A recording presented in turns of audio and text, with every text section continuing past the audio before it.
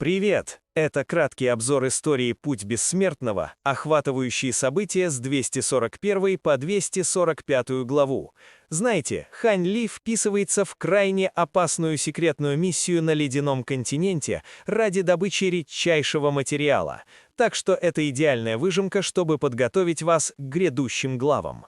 Во-первых, давайте разберемся, зачем вообще ему это нужно. Наш герой берет контракт на устранение цели вместе с двумя напарниками из теневой гильдии. И один из них, скажем так, очень высокомерный тип.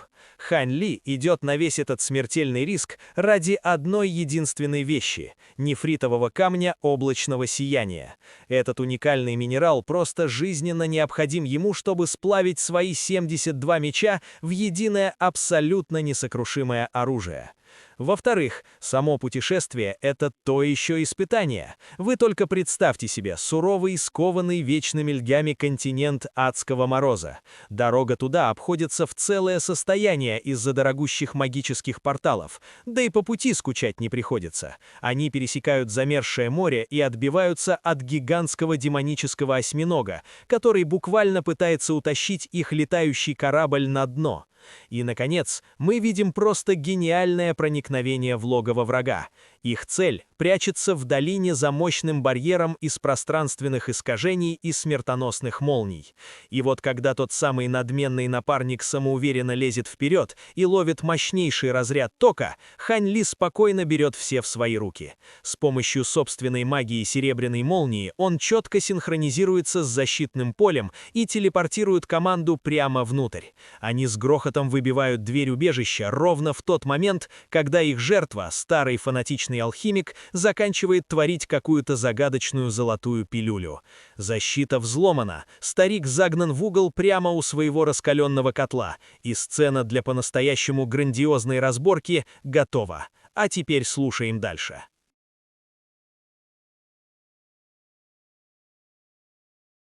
Глава 246. Пилюля, испепеляющая кровь и душу. Седовласый старец тут же обернулся и увидел 3 фигуры в масках, стоящих у входа в каменный зал. Их возглавляла фигура в оленей маске, державшая в руке золотой длинный меч, испускавший ослепительный золотой свет. «Кто вы?» — спросил седовласый старец с холодным выражением лица. Целинь-9 не ответил, лишь взмахнул своим золотым длинным мечом в воздухе с холодной улыбкой на лице. Раздался резкий визг, когда из меча вырвалась полоса золотого света, устремившись прямо к седовласому старцу. Вместо того, чтобы уклоняться, старец без колебаний бросился перед пилюльным котлом. Затем он взмахнул рукавом по воздуху, высвободив пурпурно-золотую змею молнии длиной около 3 метров, которая с грохотом грома столкнулась с золотым светом меча. Пурпурно-золотая змея молнии мгновенно взорвалась бесчисленными крошечными дугами молнии, которые вырвались во всех направлениях, в то время как золотой свет меча также был уничтожен, разделившись на бесчисленные крошечные фрагменты, которые пролетели по окружающему воздуху. Непрестанно раздавалась серия громких взрывов, когда бесчисленные куски камня летели во всех направлениях, и весь каменный зал был мгновенно разрушен. Прежде чем пыль улеглась, прибыла еще одна полоса света меча, и на этот раз в бой вступил Хань Ли. Он держал в руке серебряный летающий меч и взмыл в воздух, прежде чем обрушить меч прямо на седовласого старца. Этот летающий меч был тем, что он получил во время задания гильдии странников, и это было сокровище, выкованное из галактического астрального серебра в качестве основного материала. Конечно, его нельзя было даже сравнивать с его зелеными бамбуковыми мечами облачного роя, но, учитывая его подозрение, что Целинь-9 может быть Сюншанем, было естественно держать свои зеленые бамбуковые мечи облачного роя в секрете. Кроме того, он обладал самой низкой базой совершенствования из всей троицы, поэтому не хотел демонстрировать слишком много силы. Он уже внес свой вклад, доставив их троих в долину, так что Целинь-9 и Целинь-17 не могли ничего сказать, даже если бы он немного сдерживался. Серебряный летающий меч начал излучать ослепительный свет, высвобождая сотни серебряных проекций меча, образуя массивный серебряный водопад, который обрушился на седовласого старца. Старец издал низкий рев, подняв руку и растопырив пальцы, и бусина размером с большой палец, которую он держал в руке, мгновенно увеличилась в бесчисленное количество раз по сравнению с первоначальным размером, превратившись в золотой щит, который расположился над его головой. В то же время в его другой руке появился пурпурно-золотой кнут, которым он яростно ударил влево. От золотого щита над головой непрестанно раздавалась серия громких ударов, и непрестанно вспыхивал золотой свет, когда на его поверхности появилась густая паутина трещин, но он смог едва удержать все надвигающиеся проекции меча. С другой стороны, от кнута молнии старца раздался громкий раскат грома, и пара грозных пурпурно-золотых змей молнии вырвалась к Целиню-9, удерживая его на расстоянии. Как раз в этот момент над головой старца внезапно возникла вспышка пространственных колебаний, и Целин-17 появился призрачным образом, держа в обеих руках черное копье, которое он вонзил в старца сверху. Внезапно палящее пламя под пятицветным котлом начало неистово клубиться, и из него внезапно выпрыгнул огненный дракон, прежде чем наброситься на Целине-17, неся с собой палящую волну жара. Целин-17 тут же изменил направление своей атаки, взмахнув копьем по воздуху вместо того, чтобы продолжать вонзать его прямо сверху. При этом он вызвал огромное пространство черных проекций копья, которые устремились к огненному дракону. Проекции копья и огненный дракон взорвались одновременно при контакте, что привело к ослепительной вспышке малинового и черного света. Это казалось довольно длительным процессом, но на самом деле все это произошло в мгновение ика. Седовласый старец выдержал атаки трио Хань Ли лоб в лоб, не сделав ни шагу назад, и он все еще решительно защищал пилюльный котел за своей спиной. Целин-17 отскочил назад и спустился на землю в нескольких километрах, избежав ударных волн от взрыва, который только что произошел, и на его лице появилась холодная улыбка, когда он элегантно перевернул свое черное копье, прежде чем вонзить его острие прямо в землю. Седовласый старец держал в одной руке свой кнут молнии, а другую руку заложил за спину, и в его глазах был настороженный взгляд, когда он осматривал троицу перед собой. Он уже убрал золотой щит, который был сильно поврежден проекциями меча Хань Ли, а его свободная рука была спрятана в рукаве, держа золотой талисман, который незаметно скользнул в его ладонь. Взгляд Хань Ли был пристально устремлен на старца, и как только тот открыл рот, Хань Ли тут же снова набросился, взмахнув своим серебряным длинным мечом по воздуху, чтобы высвободить еще один поток из нескольких сотен серебряных проекций меча, которые устремились прямо к старцу. Пролетев несколько сотен метров по воздуху, все проекции меча внезапно разделились на бесчисленное множество крошечных полос меча, которые охватили все тело седовласого старца со всех сторон. Старец мог только прекратить свое пение на данный момент, когда он ответил своим кнутом молнии. Из кнута молнии вырвалась вспышка пурпурно-золотой молнии, сопровождаемая драконьим ревом. Сразу же после этого пурпурно-золотая молния резко увеличилась в размерах, превратившись в пурпурно-золотого дракона молнии длиной в несколько километров, который яростно хлестал хвостом по воздуху, извиваясь и дергаясь из стороны в сторону. Раздалась серия раскатов грома, когда вся ци меча, устремившаяся к пурпурно-золотому дракону молнии, была уничтожена. Большой кусок молнии на поверхности пурпурно-золотого дракона также был исчерпан, но старец тут же сделал серию ручных печатей, и пурпурно-золотой дракон молнии мгновенно восстановил свои силы на пике, злобно набросившись на Хань Ли. Хань Ли изобразил паническое выражение, отступая назад, и как раз в этот момент полоса золотого света меча длиной более 300 метров с неостановимой силой обрушилась вниз, наполненная вспышкой несравненно острой силы законов металлического атрибута. Ци меча, вырвавшаяся из полосы света меча, расколола все облака в небе, образовав огромную трещину. Обладателем меча, естественно, был никто иной, как Целин-9, и в этот момент он парил высоко в небе, купаясь в слое золотого света. Кроме того, все его тело испускало неописуемо острую ауру, как будто он был воплощением несравненно острого меча. Хань Ли продолжал отступать, глядя на Целине-9, и в этот момент он окончательно убедился, что этот человек действительно Сюншань.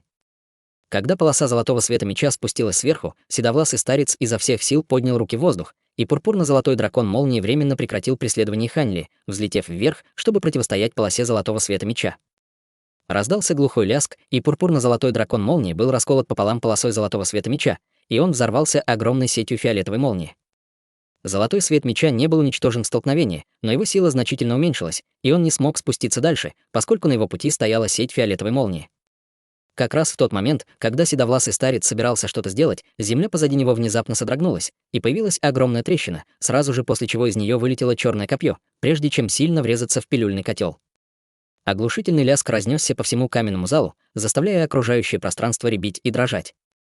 Удар копья мгновенно отправил пилюльный котел в полет, и он пронесся по воздуху, прежде чем рухнуть на землю более чем в 300 метрах, остановившись только после того, как откатился на довольно большое расстояние. Было неясно, из какого материала был выкован котел, но его поверхность осталась совершенно невредимой перед лицом атаки. Однако пятицветный свет, исходящий от него, отступил, несколько раз вспыхнув, и он вернулся к своему первоначальному золотому цвету. Было ясно, что старец ставил безопасность пилюльного котла превыше всего, поэтому Целин-17 решил, что было бы неплохо уничтожить котел, чтобы отвлечь старца, создав тем самым возможность для удара Хань Ли и Целине-9. Именно поэтому он ранее воткнул свое копье в землю, и его план сработал безупречно. Старец тут же обернулся, и как только он увидел золотой пилюльный котел, упавший на землю, на его лице мгновенно появилось выражение душераздирающей ярости и отчаяния, когда он издал гортанный рев. Нет, Хань Ли и остальные были довольно ошеломлены такой бурной реакцией и на мгновение застыли на месте. Вы уничтожили десятки тысяч лет кропотливой работы. Вы все должны сдохнуть. Гнев в глазах старца становился все более свирепой, и казалось, что он потерял всякую способность к рациональному мышлению. Он перевернул руку, чтобы достать темно-красную пилюлю, которую положил себе в рот, но вместо того, чтобы сразу же проглотить ее, он разгрыз пилюлю в кашицу между зубами, прежде чем проглотить ее. В глазах Хань Ли появилось дурное предчувствие, а выражение лица Целиня 9 резко изменилось, когда он с тревогой закричал: «Это пилюля, испепеляющая кровь и душу». Как только его голос стих, старец начал хихикать пронзительным, нечеловеческим голосом, и его кожа постепенно начала темнеть, быстро приобретая темно-красный оттенок, напоминающий сырую свиную печень. В то же время его запавшие глаза начали все ярче и ярче светиться, и сквозь них даже пробивались проблески золотого света. Целинь 9 в мгновение К отступил более чем на 300 метров и предупредил: «Берегитесь, собратья даосы». Он только что принял запрещенную пилюлю, которая может одновременно зажечь зарождающуюся душу и кровяную эссенцию, чтобы значительно повысить базу совершенствования потребителя на короткое время. С помощью этой пилюли есть вероятность, что он даже достигнет стадии золотого бессмертного. Услышав это, Хань Ли и Целинь 17 тоже поспешно отступили назад. Внезапно раздался странный звук, и из тела старца начали подниматься струйки слабого красного пара, что придавало ему вид вареного краба. Сразу же после этого старец внезапно исчез среди шума несущегося ветра, и на его месте осталось лишь облако красного тумана, которое начало медленно подниматься вверх. В следующее мгновение фигура внезапно появилась прямо перед Целинем 17 в нескольких километрах, и фигура подняла кулак, прежде чем свирепой силой ударить Целиня 17 по лицу. Целинь 17 был застигнут врасплох, и у него было время только поднять руку, чтобы защитить свое лицо. Раздался оглушительный удар, и Целинь 17 почувствовал, как будто гора врезалась прямо в его ладонь. Его рука не смогла послужить сколько-нибудь значительным буфером, прежде чем она сильно врезалась в его лицо в маске, и его отбросило назад, как пушечное ядро, прежде чем он сильно врезался в черную скалу более чем в 3 километрах от него. Раздался оглушительный грохот, когда гора высотой в несколько километров мгновенно взорвалась. Куски гигантских камней размером с дом летели по воздуху во всех направлениях, когда гора мгновенно рухнула.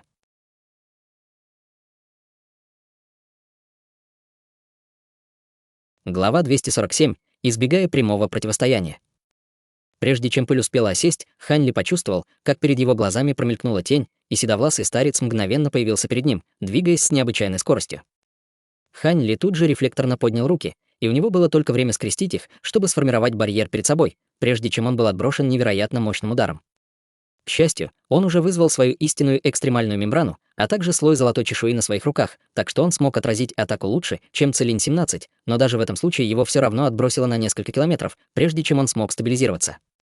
Несмотря на то, что седовласому старцу удалось отбросить Хань Ли, он и сам отшатнулся на шаг, и в его глазах промелькнуло удивление. Сразу же после этого Целинь 9 налетел со своим мечом, и старец издал громовой рев, нанося удары кулаками. К этому моменту его кожа уже постепенно изменила цвет с темно-красного на ярко-красный, а пар, поднимавшийся от его тела, также приобрел оттенок светло-розового. Это изменение сопровождалось увеличением его скорости и силы, и с каждым ударом, который он наносил, в воздухе раздавался громкий хлопок от одной только силы его ударов. Целинь 9 неоднократно взмахивал своим золотым мечом в воздухе, в то время как седовласый старец продолжал сражаться голыми кулаками, и каждый удар с огромной силой попадал в лезвие золотого меча, что приводило к серии оглушительных взрывов. Они постоянно менялись местами, и столкновения кулаков и меча посылали во все стороны всплески невидимых колебаний законов, разрушая все вокруг и даже выбивая гигантские кратеры в земле. Фехтование Целиня 9 было ничем иным, как исключительным, но перед лицом нелепо быстрого и сильного старца он с трудом держался. «Вы все должны сдохнуть!» Взревел седовласый старец, и его кулаки размылись, когда в воздухе появилось около дюжины идентичных проекций кулаков, прежде чем с огромной силой устремиться к Целиню 9. У Целиня 9 не было времени думать, и он обеими руками вцепился в рукоять своего меча, когда на кончике меча внезапно появился шар ослепительного света. Шар света быстро становился все ярче и ярче, и он увеличился в размере до нескольких метров, прежде чем пролететь по воздуху и яростно взорваться. Бесчисленные полосы золотой ци меча пронеслись по воздуху, врезавшись в надвигающиеся проекции кулаков и издав серию резких металлических визгов. Однако, к удивлению Целиня 9, почти все полосы ци меча были мгновенно уничтожены, но проекции кулаков не были полностью уничтожены. Сразу же после этого из его тела вырвалось огромное пространство золотого света, образовав защитный барьер перед ним. Как раз в этот момент слегка растрепанный Целинь 17 внезапно вылетел из ближайшего гигантского кратера, и взмахом запястья из его рукава вылетела желтая веревка. Отрезок веревки извивался в воздухе, как духовная змея, и в мгновение К образовал 7 или 8 петель, прежде чем полететь к седовласому старцу. Раздалась серия оглушительных взрывов, и золотой свет вокруг Целиня 9 сильно содрогнулся, когда его отбросило назад по воздуху. Седовласый старец собирался броситься вперед и воспользоваться своим преимуществом, но он попал в петли желтой веревки, которые мгновенно сжались, чтобы полностью связать его.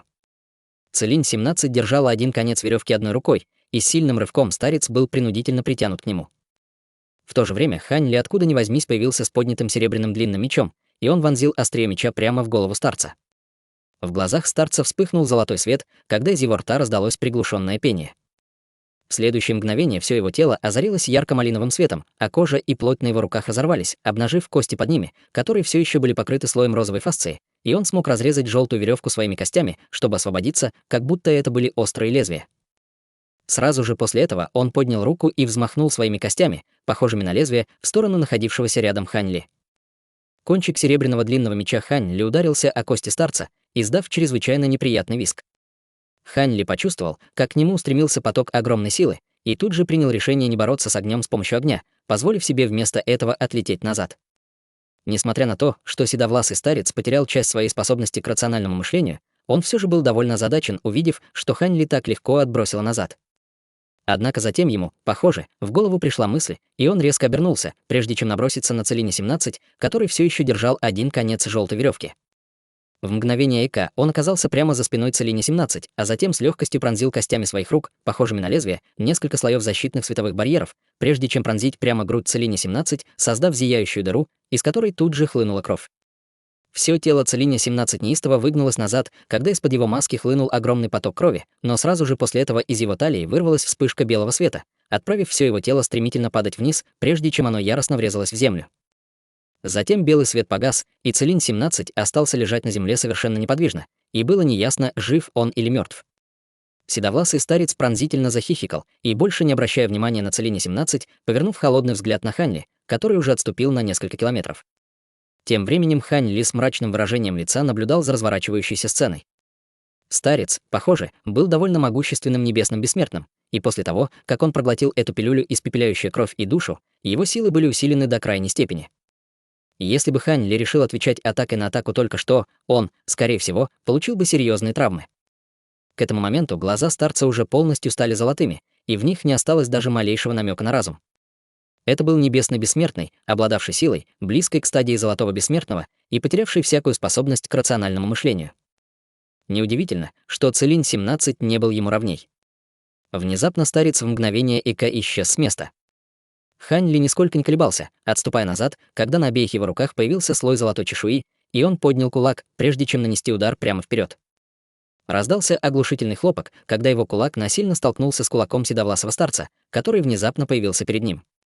Всплеск невидимых ударных волн мгновенно вырвался во всех направлениях, как всемогущая волна, заставляя окружающее пространство сильно содрогаться, в то время как разлетевшиеся камни летели во всех направлениях. Хань Ли почувствовал, как к нему устремился поток огромной силы, и его отбросило на несколько километров назад, и он остановился только после того, как врезался в черную скалу позади себя. Седовласого старца тоже отбросило назад, но всего на пару километров, прежде чем он смог стабилизироваться. «Я не думал, что ты тоже небесный бессмертный, собрат Даос Змей-15. Однако не противодействуй ему напрямую. Вместо этого я установлю формацию, чтобы поймать его в ловушку, а ты сможешь заманить его внутрь, когда он будет готов». К этому моменту он уже потерял рассудок, так что, как только кровяная эссенция и зарождающаяся душа в его теле сгорят дотла, он сам упадет замертво, крикнул Целинь-9, паря высоко в воздухе. Хань Ли на мгновение перевел дух, а затем ответил: «Постарайся установить формацию как можно скорее, собрат Даос Целинь-9. Я не могу гарантировать, что смогу долго его сдерживать». После этого он взмыл в воздух, прежде чем бросить вперед длинный меч, который держал в руке. Серебряный длинный меч пролетел по воздуху, начав излучать ослепительный серебряный свет, и вокруг него появился круг из плотных проекций меча, напоминающий цветок лотоса, распускающийся в воздухе. Затем Хань Ли начал читать заклинание, указывая пальцем вниз, и стремительный поток серебряных проекций меча мгновенно хлынул сверху, полностью затопив седовласого старца, который только что появился из скалы. В долине непрестанно раздавалась серия раскатов грома, когда во всех направлениях летели пыль и осколки камней, быстро скрывая тело старца. Внезапно раздался звериный рев, и седовласый старец выпрыгнул из облака пыли.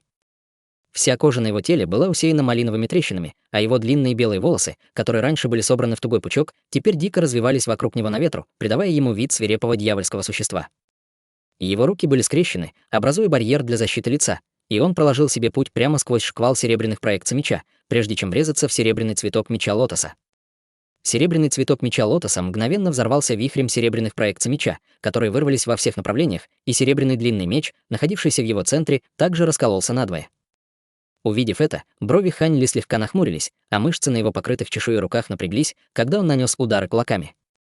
Тем временем, на другой стороне долины, Целинь-9 держал золотой посох толщиной примерно с руку взрослого человека, и он быстро подошел к скале, прежде чем силой воткнуть посох вниз. По всему посоху длиной около 9 метров было выгравировано бесчисленное множество рун, и около 2/3 его было погружено в землю, оставляя открытыми только около 3 метров наверху. Целинь-9 огляделся и увидел, что круглый массив, образованный золотыми посохами, уже принял форму, и в массиве было 2 отверстия, одно на востоке и одно на западе. «Формация готова, собрат Даос Змей-15!» — крикнул Целинь-9, повернувшись к Хань Ли. Хань Ли тут же развернулся и полетел к массиву, и, полностью потеряв рассудок, седовласый старец без колебаний набросился на Хань Ли, проносясь по воздуху с еще большей скоростью, чем Хань Ли. Хань Ли только что добрался до края массива, когда седовласый старец догнал его, и тот тут же вонзил костяное лезвие на внешнем крае своей руки прямо в спину Хань Ли. Как раз в этот момент раздался резкий визг, когда из тела Хань Ли вылетел золотой длинный меч, столкнувшись с костяным лезвием старца и вызвав фейерверк золотых искр. Старец резко остановился прямо над массивом. В то же время Целинь-9 взмахом запястья бросил Хань Ли золотой посох, крикнув «Лови!». Хань Ли тут же спикировал вниз, чтобы поймать золотой посох, а затем повернулся и воткнул его прямо в землю, где находилось одно из отверстий массива, и почти в тот же момент Целинь-9 воткнул другой посох в землю у другого отверстия. Раздался слабый жужжащий звук, когда внутри массива поднялась вспышка невидимых колебаний, и все руны на золотых посохах начали излучать ослепительный золотой свет. Затем из земли поднялась серия мерцающих золотых цепей, прежде чем они туго обвили седовласого старца. Из всего тела седовласого старца поднимался белый туман, и он начал яростно бороться и дергаться в воздухе. Дюжина или около того золотых посохов, которые были известны как посохи запирания дракона, начали неустойчиво качаться перед лицом ошеломляющей силы седовласого старца, напоминая саженцы в свирепом шторме, которые могли сломаться в любой момент, но им каким-то образом едва удавалось удержаться.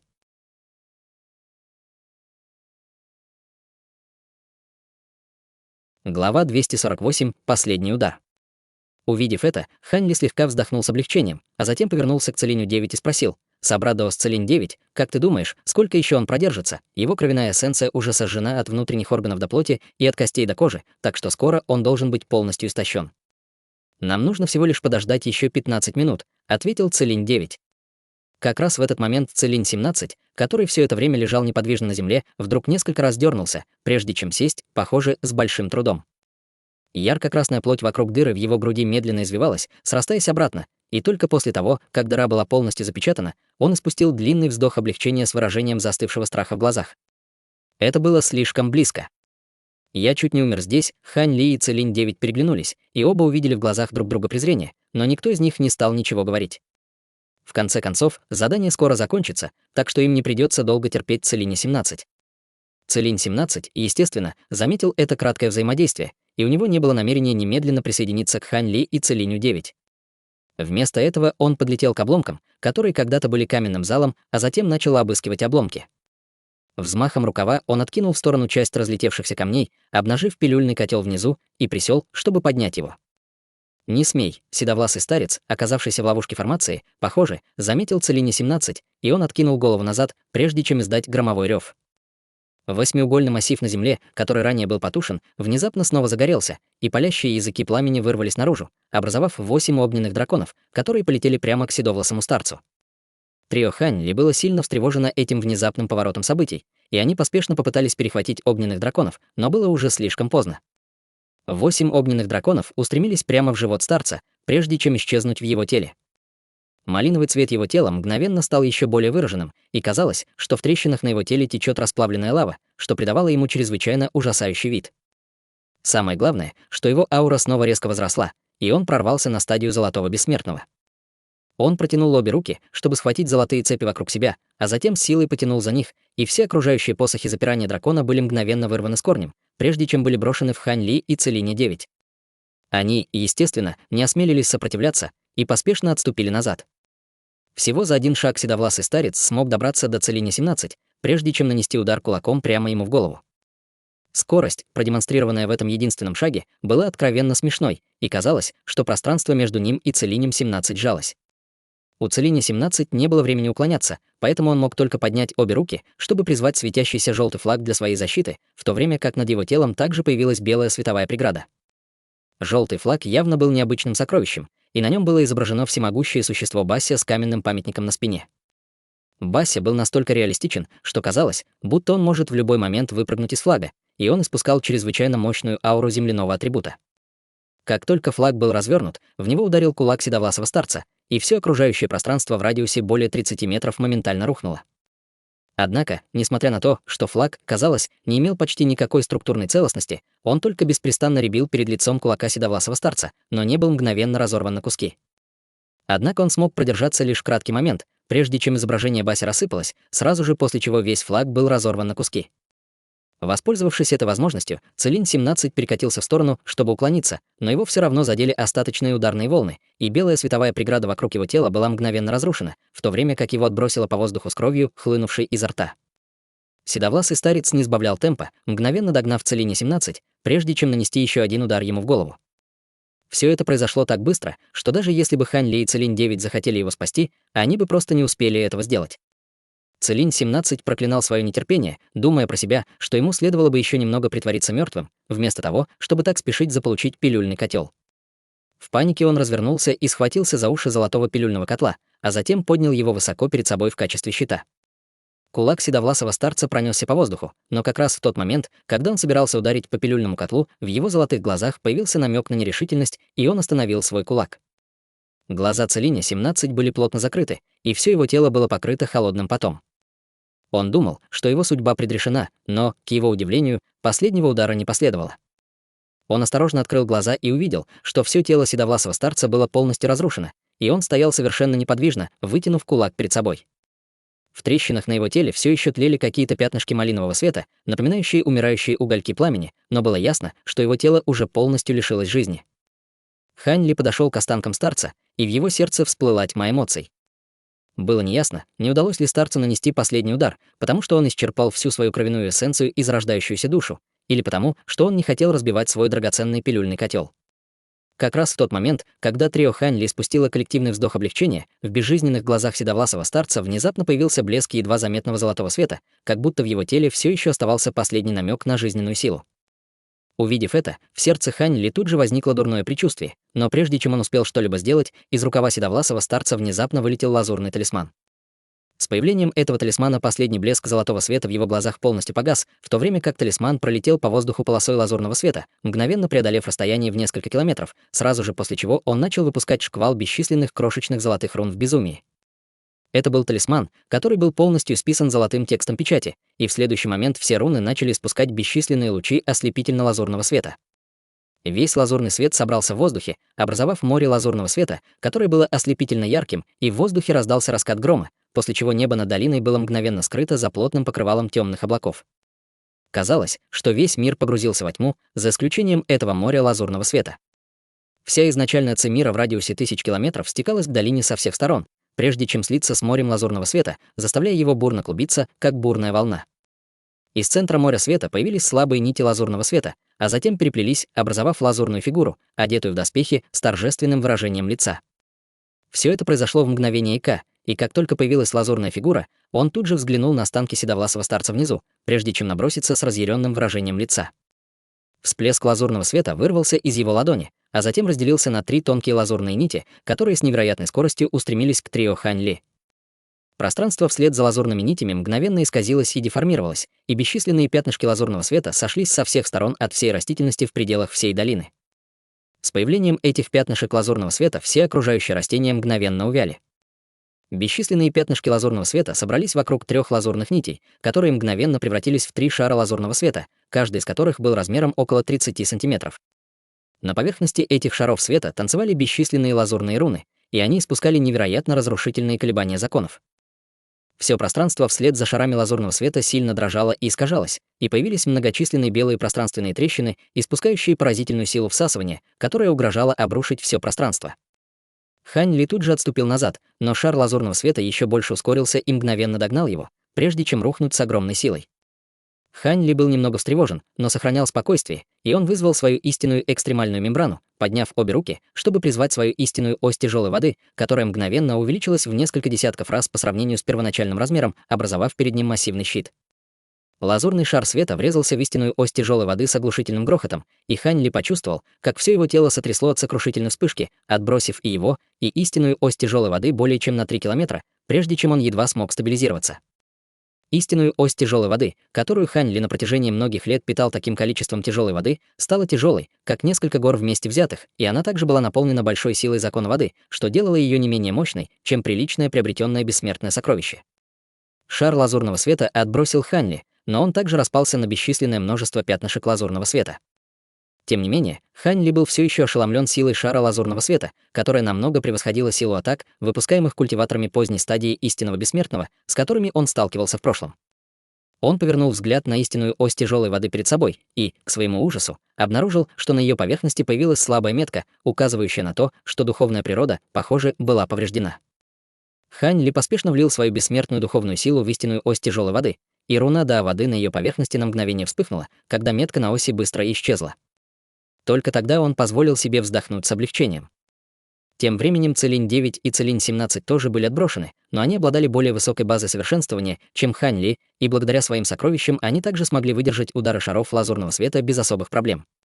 Целинь-17 призвал щит в виде черепашьего панциря с чрезвычайно реалистичным демоном-зверем, голова которого была как у дракона, а тело, как у черепахи, выгравированным на его поверхности. Щит мерцал духовным светом, и, похоже, это было довольно замечательное сокровище. Однако на щите осталась ясная метка, к великому огорчению и досаде Целиня-17. Что касается Целиня-9, то золотой летающий меч в его руке уже исчез, и вместо него перед ним парила золотая мельница. Поверхность мельницы была усеяна бесчисленными крошечными золотыми рунами, и она выглядела чрезвычайно тяжелой и прочной. На его лице появился намек на удивление, когда он увидел истинную ось тяжелой воды Хань Ли, но затем он тут же взял себя в руки и отвел взгляд, как будто ничего не заметил. Изменение в выражении лица Целиня-9 длилось всего мгновение, но оно не смогло ускользнуть от внимания Хань Ли. Судя по реакции Целиня-9, Хань Ли не мог не задаться вопросом, не видел ли он эту истинную ось тяжелой воды раньше. Подумав об этом, Хань Ли бессознательно стал еще более осторожен по отношению к Целиню-9.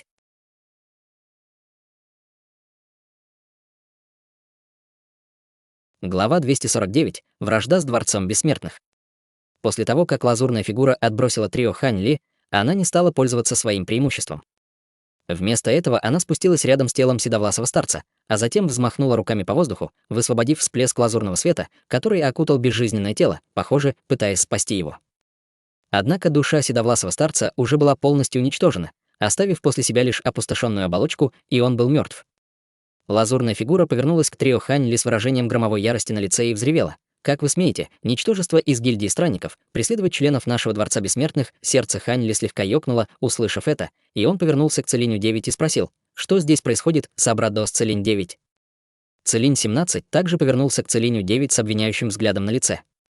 «Пожалуйста, не поймите меня неправильно, собратья даосы, я тоже не знал об этом, и я могу заверить вас, что я не пытался намеренно обмануть вас. Человек, который выпустил задание, так и не раскрыл мне личность нашей цели», сказал Целинь-9 с угрюмым выражением лица. Хань Ли внимательно наблюдал за выражением лица Целиня-9 и, убедившись, что тот, похоже, не лжет, тут же отвел взгляд, размышляя, как поступить дальше. Перед лицом такого грозного противника он не мог позволить себе паниковать. Как раз в этот момент лазурная фигура сделала ручную печать, и над ее телом появился ярко-лазурный свет вместе с серией лазурных узоров.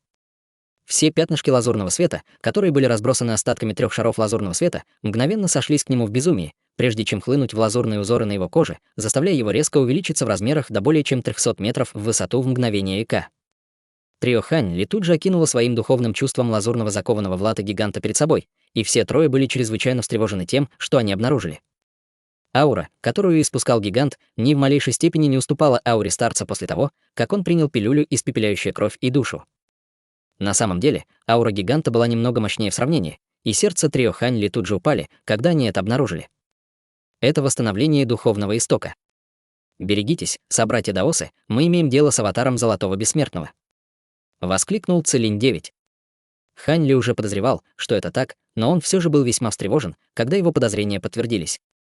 Будучи членом Дао Пылающего Дракона в течение многих лет, он накопил большой багаж знаний, и он узнал, что одна из самых выдающихся способностей Золотого Бессмертного — это восстановление духовного истока. Золотые Бессмертные обладали гораздо лучшим контролем над бессмертной духовной силой, чем истинные Бессмертные, и они были способны восстанавливать свою духовную силу, которая рассеивалась в ходе битвы, тем самым значительно сокращая свои затраты бессмертной духовной силы. Судя по силам, которые лазурная фигура продемонстрировала до сих пор, он явно был Золотым Бессмертным, который освоил какой-то вид законов древесного атрибута, что позволяло ему использовать духовную ци древесного атрибута в окружающей местности для нанесения своих атак. Если бы они были бессильны помешать ему снова и снова перерабатывать свою бессмертную духовную силу, то они бы попали в неприятность. Как раз в тот момент, когда эти мысли проносились у них в головах, лазурный закованный в латы гигант набросился вперед с необычайной скоростью, несмотря на свои огромные размеры, и в мгновение ока добрался до трио Ханли, прежде чем обрушить гигантский кулак прямо на Целине 9. Всплеск невидимых колебаний вырвался наружу среди грохочущего взрыва, и безмерно мощные колебания закона пронеслись по окружающей местности, как порывы свирепого ветра. Вместо того, чтобы отлететь назад, Целин 9 сделал ручную печать, и золотая мельница перед ним начала ярко светиться, мгновенно увеличившись до размеров небольшой горы, быстро вращаясь, поднимаясь навстречу кулаку лазурного закованного в латы гиганта.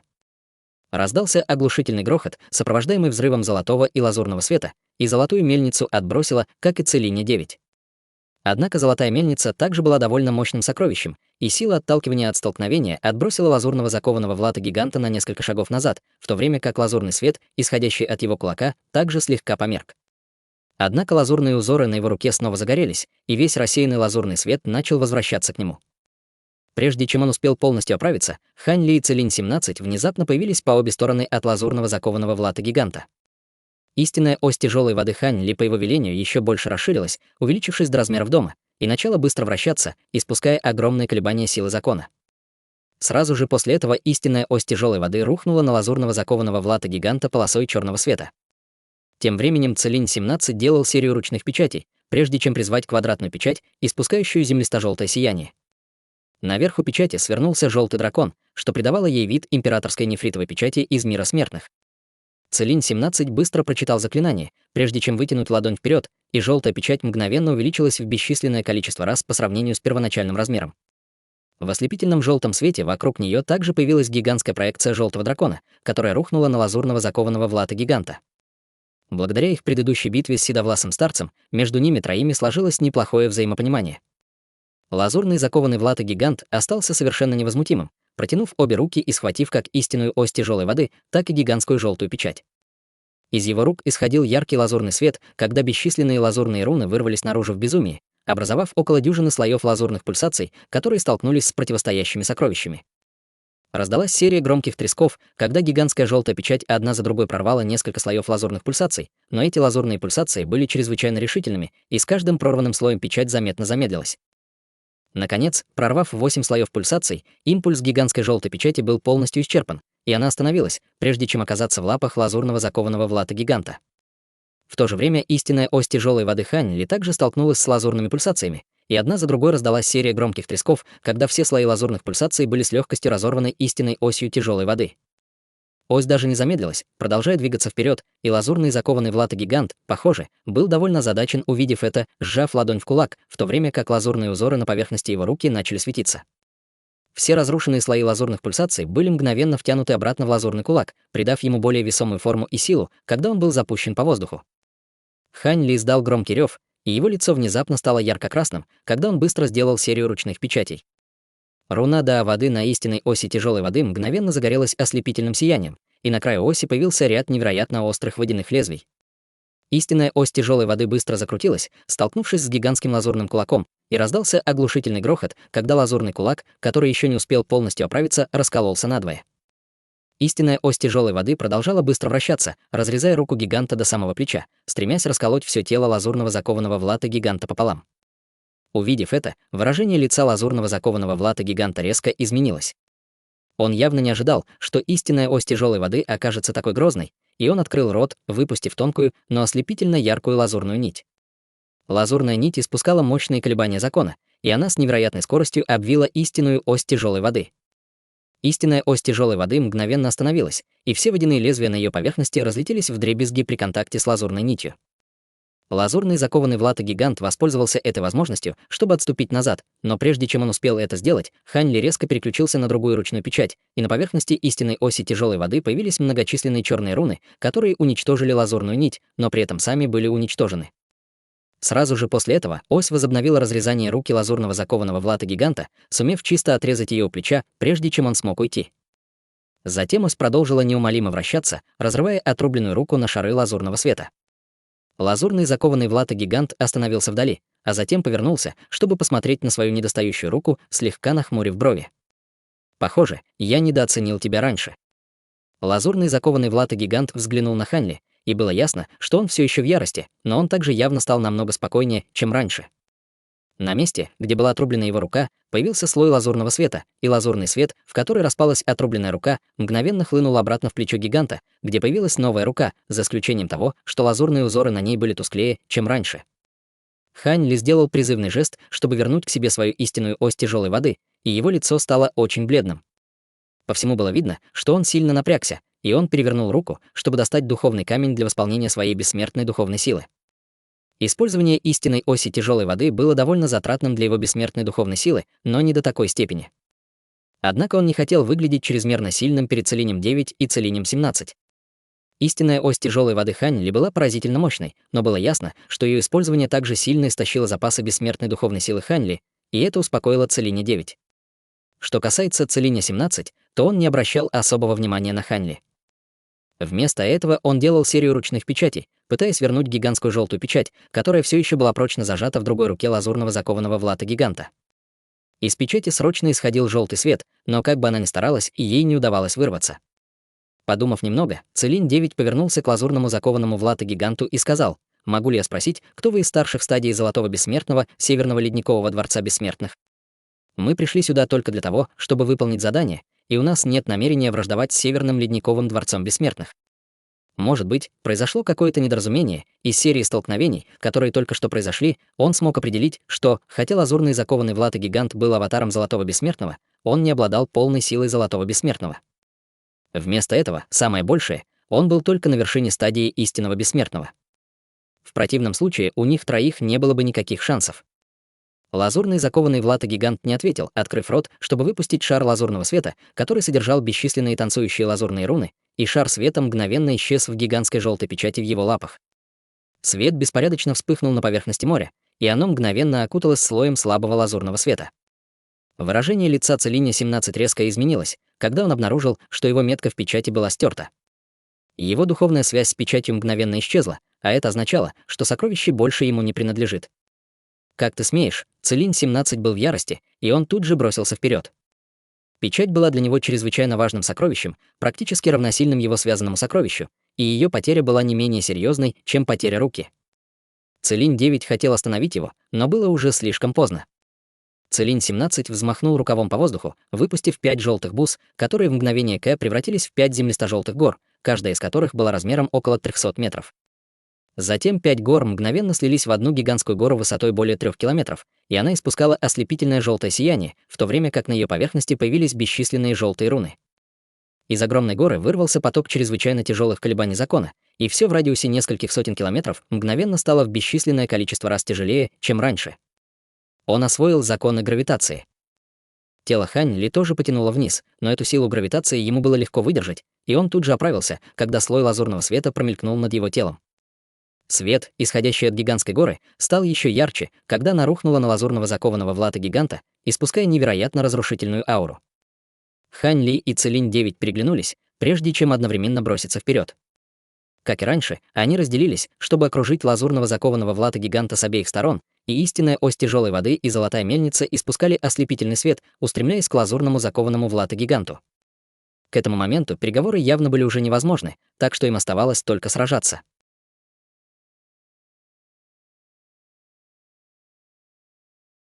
Глава 250. Попадание в затруднительное положение. Лазурный закованный в латы гигант остался совершенно невозмутим при виде приближающейся троицы. Он начал читать заклинание, взмахнув рукой по воздуху, и гигантская печать в его руке была брошена, полетев к огромной горе, увеличиваясь в размере почти в 100 раз в мгновение ика. Раздался оглушительный грохот, когда гигантская печать сильно содрогнулась, прежде чем немного опуститься вниз, но оттуда она смогла удержать свои позиции и сдержать огромную гору. В то же время лазурный закованный в латы гигант сделал странную ручную печать перед своей грудью. Из его тела мгновенно вырвался поток лазурного света, содержащий бесчисленные бушующие лазурные руны. Лазурный свет распространился во всех направлениях, образовав в мгновение эйка огромное море лазурного света, чтобы защитить лазурного закованного в латы гиганта. Истинная ось тяжелой воды и золотая мельница врезались в море лазурного света слева и справа, заставляя его бурлить и неистово волноваться. Вокруг гиганта появилась серия лазурных пульсаций, прежде чем распространиться во всех направлениях слоями, и таких слоев было более 100. Истинная ось тяжелой воды быстро вращалась, врезаясь в лазурные пульсации, разрывая 50 слоев в мгновение эйка, но затем она резко остановилась, не в силах продвинуться дальше. Что касается золотой мельницы, то она была наполнена еще большей силой, прорвав 70 слоев лазурных пульсаций, прежде чем также остановиться, все еще находясь на расстоянии примерно 900 метров от лазурного закованного в латы гиганта. Как раз в этот момент все лазурные пульсации вокруг пары сокровищ начали быстро вращаться в безумии, и издалека казалось, что в море лазурного света появились два огромных вихря. Когда слои лазурных пульсаций обвились вокруг пары сокровищ, мгновенно образовались два гигантских шара лазурного света, поймав сокровища внутри себя. Все это произошло в мгновение эйка, и к тому времени, когда Хань Ли и Целинь 9 поняли, что происходит, было уже слишком поздно, чтобы отозвать свои сокровища. И истинная ось тяжелой воды и золотая мельница загорелись одновременно, посылая волны черного и золотого света, врезающиеся в окружающие шары лазурного света в попытке вырваться на свободу. Однако шары лазурного света были чрезвычайно стойкими, и, хотя они непрестанно содрогались, они не подавали никаких признаков разрушения, поскольку все больше и больше лазурных пульсаций продолжало сходиться из окружающей области. Поймав в ловушку эти два сокровища, лазурный закованный в латы гигант больше не обращал внимания на Хань Ли и Целинь 9, повернувшись, чтобы нанести удар по огромной горе, нависшей над его головой. 5 нитей лазурного света вырвались из его кончиков пальцев, а затем соединились, образовав тонкую нить лазурного света, напоминающую полосу цемеча, и она испускала невероятно мощные колебания закона. В окружающем воздухе появились бесчисленные пятнышки лазурного света, прежде чем хлынуть в полосу лазурной цемеча, которая затем в мгновение эйка ударила в гигантскую гору, легко разрезав ее надвое, как будто она была сделана из тофу, к большому ужасу и изумлению Целиня 17. Полоса лазурной цемеча нисколько не замедлилась, продолжая устремляться прямо к Целиню 17, выглядя так, как будто собиралась разрезать его пополам. Целинь 17 поспешно топнул ногой по воздуху внизу, и в то же время из его тела вырвался ослепительный желтый свет, образовав шар желтого сияния, когда он отлетел назад. В то же время в желтом свете появились несколько талисманов, образовав вокруг него ряд защитных барьеров. Как только эти защитные световые барьеры приняли форму, полоса лазурной цемеча уже прибыла. Защитные световые барьеры вокруг Целиня 17, похоже, были довольно стойкими, но все они мгновенно рухнули перед лицом полосы лазурной цемеча, и вскоре раздался мучительный вой, когда с неба упала рука. Только призвав сразу столько талисманов, Целинь 17 едва смог избежать мгновенной смерти, но даже в этом случае его левая рука все еще была отрублена по плечо, и в результате его аура уменьшилась до менее чем половины от прежней. В следующее мгновение он тут же сделал ручную печать своей оставшейся рукой, и кровь, хлынувшая из его отрубленной руки, внезапно загорелась. Все его тело превратилось в шар сияющего кровавого света, который устремился вдаль со скоростью, в несколько раз превышающей прежнюю. Увидев это, выражение лиц Хань Ли и Целиня 9 мгновенно резко изменилось. Последний прикусил кончик собственного языка, прежде чем извергнуть полный рот кровяной эссенции, и он быстро щелкнул пальцами по кровяной эссенции, после чего она мгновенно превратилась в облако кровавого тумана, которое в мгновение эйка исчезло. Сразу же после этого золотая мельница, оказавшаяся в ловушке внутри шара лазурного света, высвободила огромное пространство красного и золотого света, что сделало ее похожей на двухцветное солнце. На ее поверхности также появились шары красного и золотого пламени, сжигая все окружающие лазурные пульсации и позволяя мельнице в мгновение эйка вернуться к Целиню 9. Сразу же после этого Целинь 9 улетел в другом направлении от Целиня 17 полосой золотого света. Почти в тот же момент руна Даа воды на поверхности пойманной в ловушку истинной оси тяжелой воды также начала светиться, и на ее краю снова появились многочисленные лезвия воды, прежде чем ось начала быстро вращаться, разрывая окружающие лазурные пульсации, прежде чем вернуться в руки Хань Ли. Сразу же после этого Хань Ли устремился в другом направлении дугой серебряной молнии, двигаясь не медленнее Целиня 9. Поняв, что их противник слишком грозен, чтобы они могли его победить, все трое единодушно решили, что бегство с поля боя — лучший выход из положения. Внутри дуги серебряной молнии мысли Хань Ли лихорадочно работали. Этот аватар Золотого Бессмертного не обладал полной силой настоящего Золотого Бессмертного, но он все еще был чрезвычайно трудным противником, и только эта полоса лазурной цемеча, образованная этими нитями закона, была чем-то, с чем, как сомневался Хань Ли, он смог бы справиться. Вы слишком поздно опомнились. Лазурный закованный в латы гигант был совершенно не обеспокоен попытками трио Хань Ли бежать с поля боя, и на его лице появилась холодная улыбка, когда он внезапно поднял обе руки одновременно. Море лазурного света вокруг него содрогнулось, прежде чем яростно взорваться, посылая во все стороны бесчисленные полосы лазурного света, которые исчезли в воздухе. Все окружающее пространство в радиусе нескольких тысяч километров мгновенно начало сильно рябить, когда появились бесчисленные шары лазурного света, испуская ослепительное лазурное сияние, которое соединилось друг с другом, образовав в мгновение ока огромную лазурную область. Трио Хань Ли оказалось внутри этой области, и они почувствовали, как будто пространство вокруг них внезапно стало в десятки тысяч раз тяжелее, чем раньше, тем самым значительно снижая их скорость.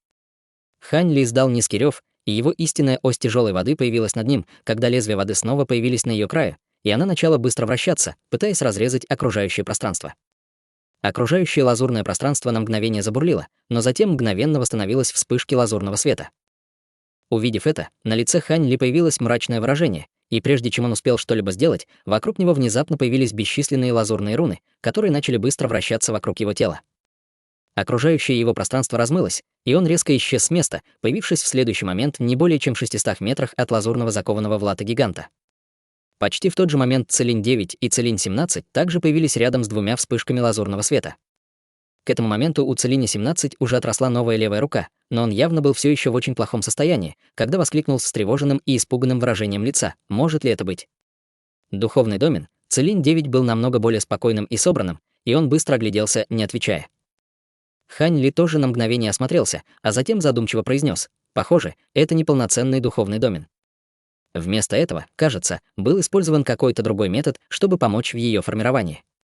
Окружающее лазурное пространство было подобно духовному домену тем, что оно полностью отделило их от внешнего мира, сделав невозможным использование изначальной ци мира. В результате они смогли бы высвободить менее 50% своей силы. На лице лазурного закованного в латы гиганта появилась холодная улыбка, и он сказал: «Если бы вы попытались бежать с самого начала, я, возможно, не смог бы остановить вас моим аватаром, но теперь вам пришло время заплатить своими жизнями». Как только его голос стих, близлежащее пространство заребило, и появились бесчисленные шары лазурной молнии размером с дома, прежде чем они устремились к трио Хань Ли, как свирепый шторм. Целинь-9 тут же поднял руку, чтобы призвать свою золотую мельницу, которая зависла перед ним, как щит. В то же время вокруг его тела вспыхнул золотой свет, и появились бесчисленные золотые проекции меча, образовав вокруг него золотое море мечей. Все небо было заполнено грозной ци меча, которая устремилась к шарам лазурной молнии. Почти в тот же момент Хань Ли сделал ручную печать, и его истинная ось тяжелой воды еще больше увеличилась в размерах, прежде чем расположиться перед ним. Затем она высвободила огромное пространство водянисто-черного света, который образовал огромное черное облако толщиной 240 метров. Руна до воды на оси светилась ослепительным сиянием, когда из черных облаков вылетали огромные шары голубой водяной молнии, устремляясь к окружающим шарам лазурной молнии среди раскатов грома. Тем временем Целинь-17 призвал желтую тыкву, которая зависла над его головой. Он начал читать заклинание, и над поверхностью тыквы появился слой полупрозрачных рун, когда она быстро увеличилась до размеров дома. Внутри тыквы раздавался громкий грохот, и из нее полились несколько тысяч зерен полупрозрачного золотого песка, представляя собой потрясающее зрелище. Как только песок был выпущен, каждое зерно разделилось на бесчисленное множество других, образовав перед Целинем 17 море золотого песка. Бесчисленные шары лазурной молнии обрушились на защитные меры, которые установило трио Хань Ли, прежде чем яростно взорваться лазурной молнией, образовав разрушительное море лазурной молнии. Свет всех возможных цветов переплетался друг с другом, когда один за другим раздавались оглушительные взрывы, заставляя окружающее пространство сильно содрогаться. Трио Хань Ли наблюдало за происходящим с мрачными выражениями лиц. Каждый из этих шаров лазурной молнии сам по себе не был так уж грозен, но с каждым взорвавшимся шаром молнии на его месте мгновенно появлялся новый, и казалось, что этому нет конца. Голубая водяная молния, выпущенная истинной осью тяжелой воды, была быстро подавлена неумолимым шквалом лазурной молнии, и бесчисленные шары лазурной молнии обрушились на черное облако. Черное облако сильно содрогалось, когда оно быстро изнашивалось, и вскоре его первоначальная толщина в 240 метров была уменьшена. 120 метров, 90 метров, 60 метров, в мгновение ока толщина черного облака сократилась до менее 60 метров. Целинь-17 также столкнулся с аналогичной проблемой, над его головой остался лишь тонкий слой желтого песка. Целинь-17 сделал ручную печать, из его ладоней вырвались два толстых столба желтого света, когда он отчаянно вводил свою бессмертную духовную силу в пленку песка над головой. Поскольку многие из его самых мощных сокровищ уже были уничтожены или повреждены, эта пленка песка была единственным, на что он мог теперь положиться, и если бы она тоже была уничтожена, то его судьба была бы предрешена. Из всей троицы Целинь-9, похоже, меньше всего боролся. Море золотых мечей вокруг него продолжало кружиться, и его сияние немного померкло, но оно все еще было способно выпускать полосы золотой меча, чтобы уничтожать все надвигающиеся шары лазурной молнии.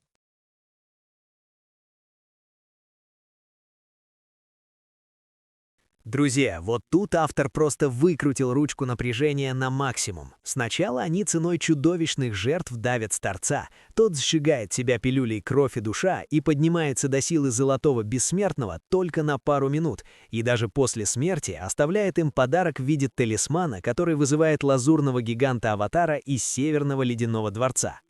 Этот аватар с техникой восстановления духовного истока — настоящий вечный двигатель.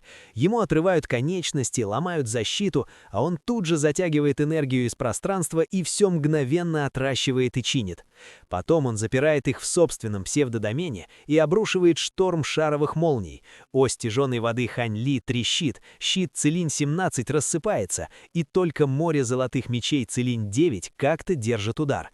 И вот на этом месте становится по-настоящему интересно. Целинь-9 слишком много знает, слишком странно реагирует на артефакты Хань-Ли и явно что-то не договаривает. Либо у него есть тайный козырь, который разорвет этот ложный мир изнутри, либо кому-то придется пойти на абсолютно безумную жертву, чтобы пережить еще один залп. А как вы думаете, что будет дальше? Скрытая техника Целинь-9, которая перевернет бой, или кровавая цена, которую придется заплатить за выход из этой ловушки? Напишите в комментариях, кого из участников вы считаете главным Джокером этой сцены. Готовлю следующие главы. Увидимся!